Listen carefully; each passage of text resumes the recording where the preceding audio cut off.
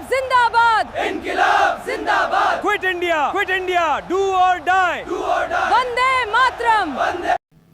ভিডিওটি দেখলেন যেখানে বন্দে মাতারম, quit India, do or die, করো অথবা মরো এই স্লোগানগুলো উঠছে। আজকে হলো সেই দিন, অর্থাৎ 8ই আগস্ট 1942 সালে।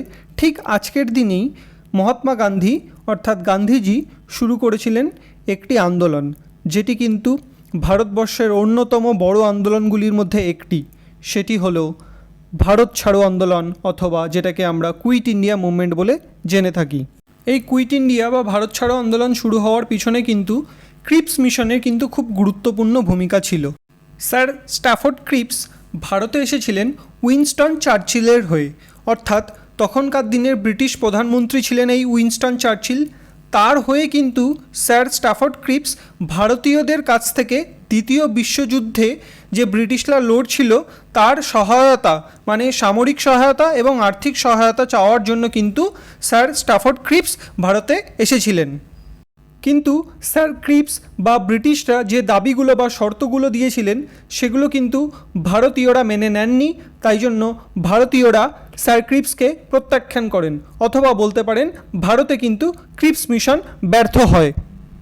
এই ক্রিপস মিশন ব্যর্থ হওয়ার পরই কিন্তু গান্ধীজি জাতীয় কংগ্রেসের অধিবেশনে মুম্বাইতে তিনি কিন্তু ভারত ছাড়ো আন্দোলন অথবা কুইট ইন্ডিয়া মুভমেন্ট অথবা যেটাকে আমরা আগস্ট ক্রান্তি নামে ডাকি সেটার কিন্তু ডাক দেন, এবং তিনি তার হরিজন পত্রিকায়ও কিন্তু এটির কথা প্রকাশ করেন।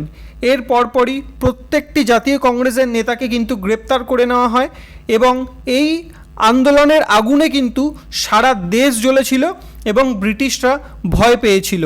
এই জন্য ব্রিটিশ প্রধানমন্ত্রী উইনস্টন চার্চিল এটাকে বলতে বাধ্য হয়েছিলেন যে 1857 পরে এটা ছিল কিন্তু ভারতের অন্যতম বড় বিদ্রোহ। এই আন্দোলনে জাতীয় কংগ্রেসের প্রত্যেকটি বড় বড় নেতা তারা কিন্তু গ্রেপ্তার হয়ে যায়। তারপরেও কিন্তু জনসাধারণ স্বতঃস্ফূর্তভাবে রাস্তায় নামে, তারা কিন্তু ব্রিটিশ সরকারের বিরুদ্ধে আওয়াজ তোলে এবং সারা দেশ কিন্তু এই আন্দোলনের আওয়াজে কেঁপে উঠেছিল, এবং ব্রিটিশ সরকারের যে ভিত সেটাও কিন্তু কেঁপে গিয়েছিল। আপনারা কি জানেন এই আন্দোলন কোথা থেকে শুরু হয়েছিল?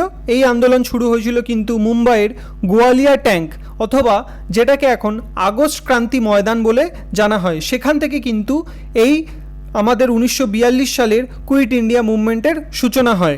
এই আন্দোলনেই কিন্তু গান্ধীজি তার বিখ্যাত স্লোগান ডু অর ডাই অথবা করো অথবা মরো এই স্লোগানটি কিন্তু দিয়েছিলেন, যেটা কিন্তু খুবই বিখ্যাত হয়েছিল, এবং পরবর্তীকালে আমরাও কিন্তু বর্তমানে এই স্লোগানটা বিভিন্ন টাফ সিচুয়েশনে কিন্তু আমরাও এটা ব্যবহার করে থাকি।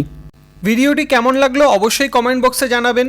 আর তার সাথে সাথে আপনাদেরকে জানিয়ে রাখি, বং আইকিউ কিন্তু নিয়ে চলে এসেছে সম্পূর্ণ বিনা অ্যাডমিশন ফিজে বিভিন্ন সরকারি চাকরির পরীক্ষার প্রস্তুতি করার সুযোগ। যেমন স্টেটের বিভিন্ন পরীক্ষা, সেটা স্টেট পিএসসি, পঞ্চায়েতের একটা বড় রিক্রুটমেন্ট হতে চলেছে আগামী দিনে জানেন, তারপরে সেন্ট্রালের বিভিন্ন পরীক্ষা, রেল, সিজিএল, সিএইচএসএল এবং অন্যান্য বিভিন্ন পরীক্ষার প্রস্তুতি কিন্তু থাকছে সম্পূর্ণ বিনা অ্যাডমিশন ফিজে। তার সাথে থাকছে সাপ্তাহিক এবং মাসিক টেস্ট সিরিজ এবং আরও বিভিন্ন সুযোগ। তাহলে আর দেরি করবেন না, এখনই চলে আসুন বং আইকিউতে, যোগাযোগ করুন নিচে দেওয়া ফোন নাম্বারে, অথবা সেখানে হোয়াটসঅ্যাপ করেও আপনারা আপনাদের কোশ্চেন অথবা কোয়ারিজ জানাতে পারেন। ধন্যবাদ, আবার দেখা হচ্ছে নেক্সট ভিডিওতে। Till then stay tune.